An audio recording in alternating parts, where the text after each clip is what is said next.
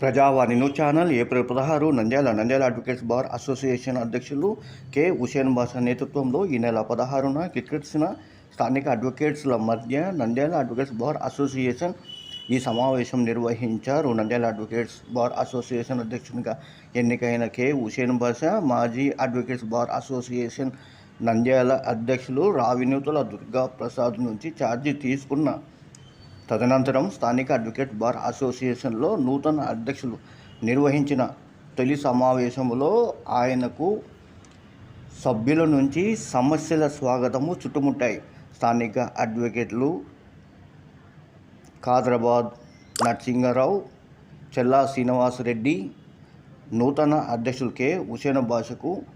శుభాకాంక్షలు తెలియజేసిన అనంతరం నిర్వహించిన ఈ సమావేశంలో స్థానిక అడ్వకేట్ అడ్డగాల వెంకటేశ్వర్లు ప్రసంగిస్తూ స్థానిక బ్యాంక్ ఏర్పాటు చేయాలని, దీని అవసరం ఉందని తెలియజేయగా, నంద్యాల కోర్టులో అదనపు ప్రిన్సిపల్ జూనియర్ సివిల్ జడ్జి కోర్టులు రావాలని, తదనంతరము నంద్యాల కోర్టులో